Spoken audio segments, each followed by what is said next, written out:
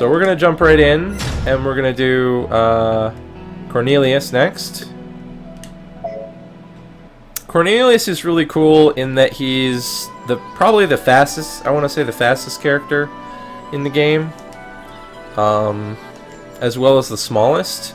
He doesn't have a lot of range, but he moves quickly, and some of his combos have surprising weight to them. He also has really high jumps, and overall, some of the most useful abilities, just for being speedy in combat, especially his guarding side attack, which you can chain 3 times in either direction, or varying directions. His down charge attack is actually really good, and it's a little crazy. I love the animations in this game.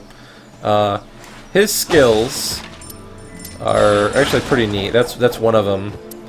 Didn't mean to activate that yet, but that's one of them. He's got Spiral Claw, which is the one I just did, and then Arc Wheel, which I'll activate there. It's a nice little up slash thing. It's great for pulling enemies out of the air or hitting aerial enemies. And then we have Spark Bolt and Tempest.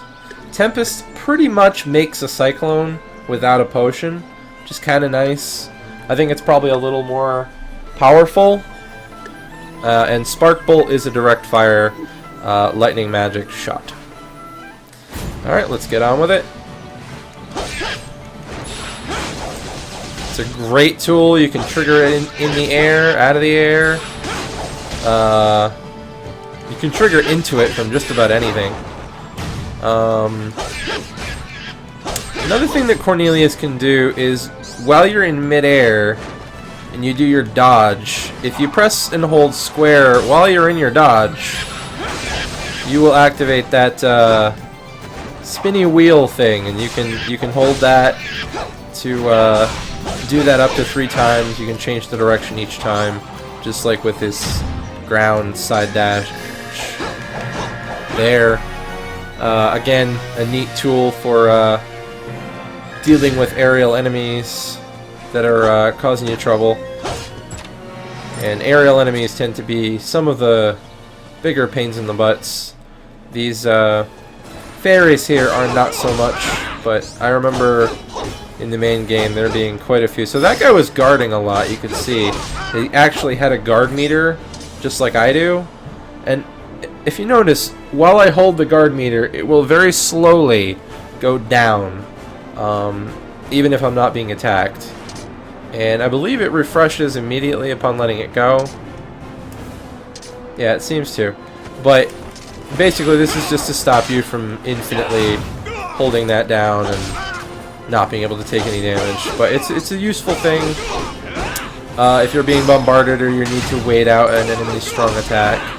Like right there, I heard her line up for the shot, so I went ahead and turned and used my guard instantly, waited for the arrow, and brought the fight to her. Just the fact that you can do so much in so little time, it kind of feels like a mix of a fighting game and a side-scroller platformer. It does have this very unique feel to it that personally I don't think I've found in another game. And of course, none of this is even touching on the story of the game, which I'm not really going to talk about. I know that it is a lot of Norse mythology, the whole, Odin thing, but it's pretty fantastic. Overall, what I remember of the story is it's got a nice feel to it. It's a little lighthearted at times, and the other times it's pretty dark. But I think fans of the fantasy genre in general will be able to enjoy it quite well. I'm not exactly a history buff, so the whole Norse mythology thing it isn't a draw for me on this game. But I think for some people that slight element of familiarity, if that's something that they are into, will definitely be a nice factor. Some of the locations or names or terms of things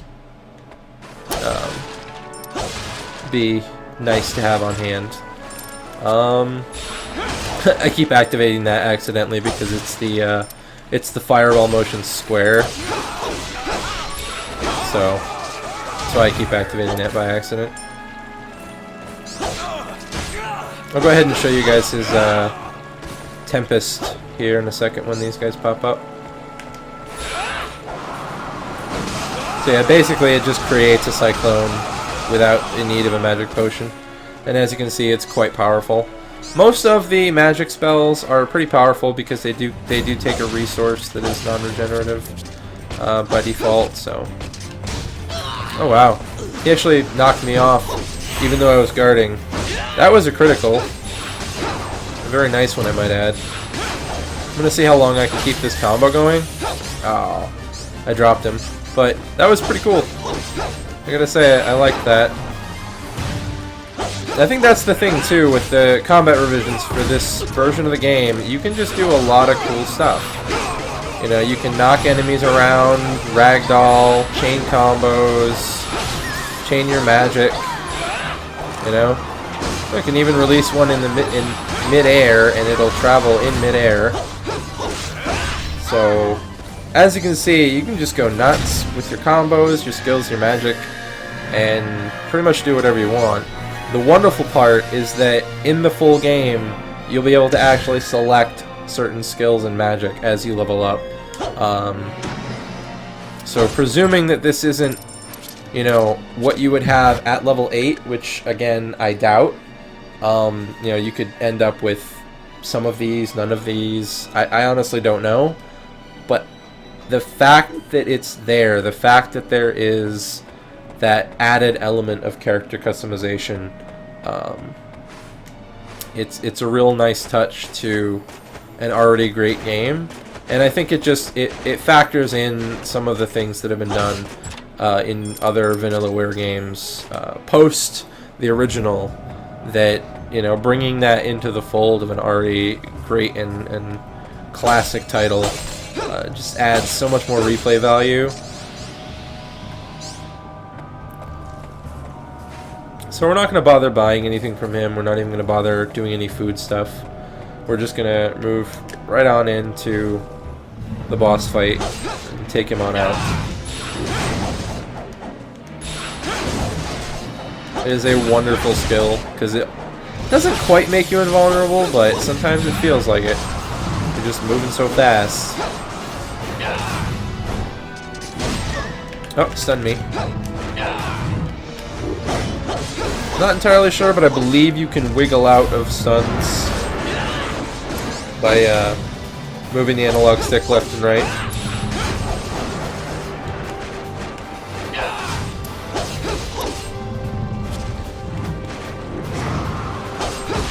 Ah.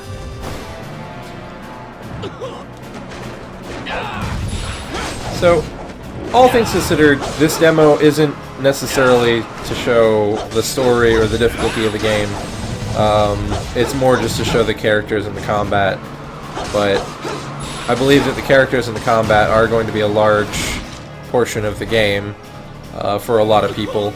Again, if the mythology and whatever is not something that you would get into the game for, you're going to have a whole lot of fun with the combat and the mechanics.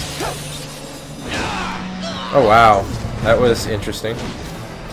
Kind of had it looked like an attack clash. I don't know if those actually exist, but it was pretty cool. And I don't mind losing to an attack clash from a dragon. Let's face it, I'm a tiny little Pooka.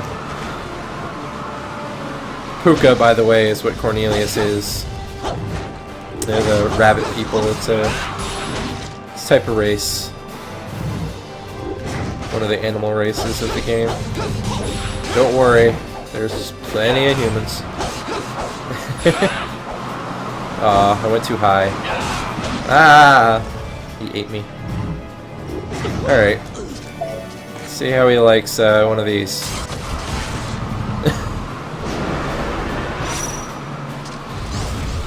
Aww. Yoink. Okay, and that is Cornelius.